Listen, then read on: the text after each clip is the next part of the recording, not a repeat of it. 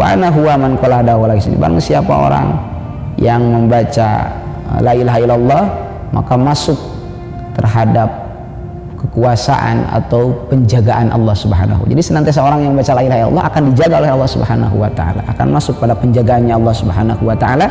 Dan barang siapa orang yang masuk dalam lingkar penjagaan Allah Subhanahu wa taala maka bakal diselamatkan daripada siksanya Allah Subhanahu wa taala.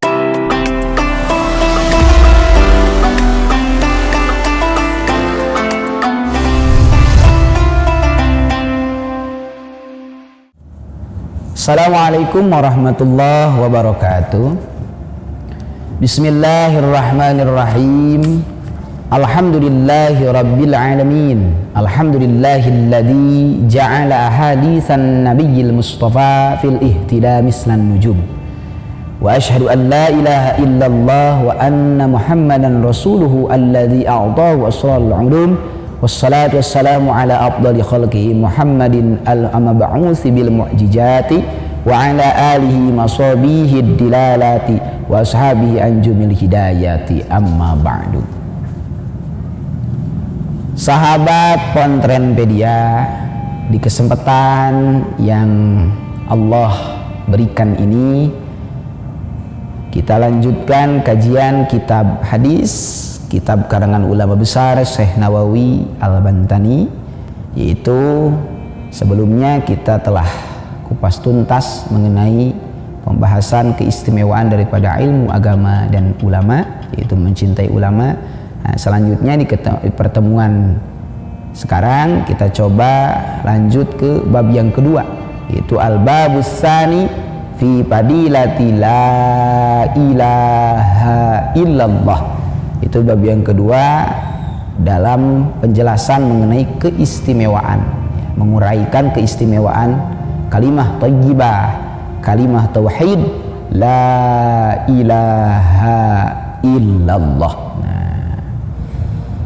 Qala an-nabiy sallallahu alaihi wasallam, qala an-nabi Rasulullah sallallahu alaihi wasallam bersabda, man qala kulla yaumin la ilaha illallah Muhammadur Rasulullah mi'ata marrah jaa yaumal qiyamati wa wajhu kal qamar lailatal badar. Rasulullah sallallahu alaihi wasallam bersabda, barang siapa orang yang setiap hari membaca kalimah tauhid, kalimah thayyibah, kalimatul ikhlas, yaitu kalimah la ilaha illallah Muhammadur Rasulullah sebanyak hitungan 100 kali setiap hari. Nah, maka di hari kiamat bakal datang, ya, dalam keadaan wajahnya, raut mukanya bercahaya tidak jauh seperti cahayanya bulan purnama Lailatul Badar di malam 14. Masya Allah. Jadi bercahaya barang siapa orang yang senantiasa membacakan tauhid. Malahan diantaranya syaratnya untuk diterima iman Islam ketika kita sakaratul maut, apakah dia dalam keadaan membaca la ilaha illallah, dalam membaca kalimat tauhid, dalam membaca kalimat Allah atau tidak. Mudah-mudahan kita termasuk daripada golongan orang yang senantiasa kuat iman dan Islamnya, senantiasa bertauhid kepada Allah Subhanahu wa taala. Di dalam la ilaha illallah, kalau kita kupas tuntas, la ilaha illallah itu hurufnya ada 12 huruf. Nah, itu menurut daripada pandangan para ulama. Lihat, kenapa di dalam kalimah la ilaha illallah itu ada 12 huruf? Sebab kewajiban kita kepada Allah Subhanahu wa taala itu diantaranya ada 12. Mana diantaranya? Yang pertama syahadat. Itu adalah ibadah dohir.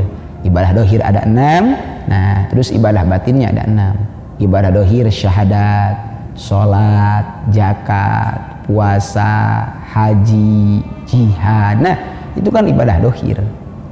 Orang baca la ilaha illallah tapi tidak bersyahadat, percuma. Orang baca la ilaha illallah tapi tidak sholat, percuma. Orang baca la ilaha illallah tidak zakat, ada yang kurang terhadap pengikraran la ilaha illallah. Orang baca la ilaha illallah tapi tidak puasa, Orang baca la ilaha illallah tapi tidak haji ketika mampu.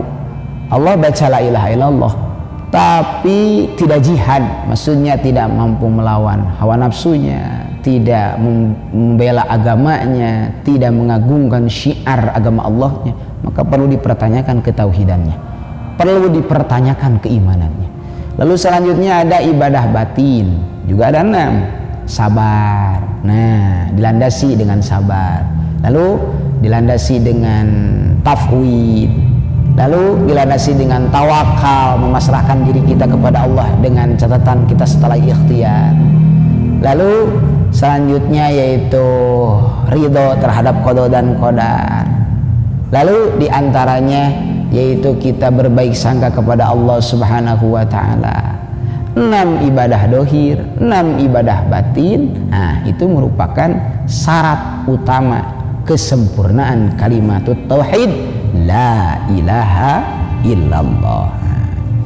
Selanjutnya waqala sallallahu alaihi wasallam afdalul zikri la ilaha illallah. Nah, Rasulullah sallallahu alaihi wasallam bersabda bahwa yang paling utama-utamanya zikir itu mengingat terhadap Allah adalah, yang paling utama itu adalah la ilaha illallah. La ilaha illallah, tiada Tuhan selain Allah, tiada Tuhan yang wajib kita sembah, tiada Tuhan yang wajib kita minta, tiada Tuhan yang wajib kita tuju, illallah, angin Allah, kecuali Allah. La ilaha illallah, la mawjuda illallah, la ilaha illallah, la matluba illallah, la ilaha illallah, la maqsuda illallah. Mudah-mudahan kita senantiasa lahir dalam keadaan bertauhid, lalu ketika wafat pun dalam keadaan bertauhid, diterima iman dan Islamnya. Wa afdalud du'a ya alhamdulillah, dan yang paling utama doanya itu adalah alhamdulillah. Jadi yang paling utamanya doa itu adalah alhamdulillah. Alhamdulillah, alhamdulillah. Kita memuji kepada Allah Subhanahu wa taala. Kenapa? Sebab ada janji Allah Subhanahu wa taala dalam Al-Qur'an, wa iz ta'adzana rabbukum la in syakartum la azidannakum. Andai kata kita bersyukur, maka pasti Allah akan menambah karunia dan kenikmatannya kepada kita. Tapi sebaliknya, kalau kita kufur terhadap nikmat Allah, maka sesungguhnya inna azabi lasyadid, yaitu siksaan azab daripada Allah itu amat pedih. Mudah-mudahan kita senantiasa jadi golongan orang-orang yang bersyukur kepada Allah Subhanahu wa taala.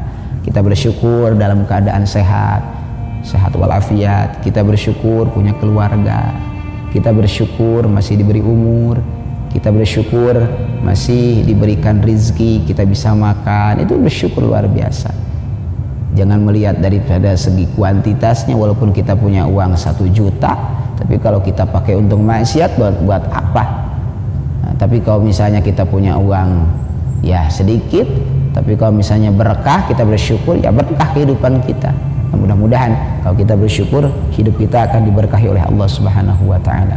Arti berkah ziyadatul khair fil khair, itu tambah-tambahnya kebaikan. Jadi ketika Allah menambah nikmat kepada kita, bukan untuk dipakai maksiat, tapi kita pakai untuk taat kepada Allah Subhanahu wa taala.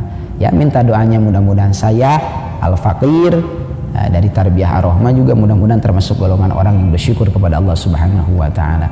Selanjutnya, wa qala sallallahu alaihi wasallam, qala Allah taala fil hadisil qudsi, la ilaha illallah kalami wa ana huwa man qala hadahu hisni wa man dahu hisni umina min iqabi. Bahwa kalimah tauhid la ilaha illallah itu merupakan kalamnya Allah, kalam qadimnya Allah, bukan kalamnya Rasul, bukan, tapi itu adalah kalamnya Allah yang diperintahkan langsung oleh Allah Subhanahu wa taala. Masya Allah. Wa ana huwa man qala hadahu hisni, barang siapa orang yang membaca la ilaha illallah, maka masuk terhadap kekuasaan atau penjagaan Allah Subhanahu. Jadi senantiasa orang yang baca la ilaha illallah akan dijaga oleh Allah Subhanahu wa taala, akan masuk pada penjagaannya Allah Subhanahu wa taala.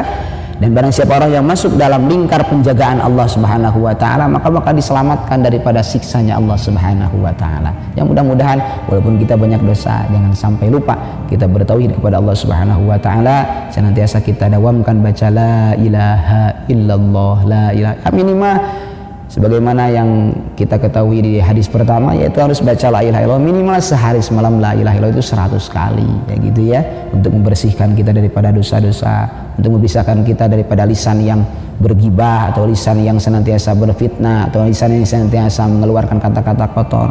Naudzubillah summa naudzubillahi min dzalik. Akhirul kalam, wassalamualaikum warahmatullahi wabarakatuh.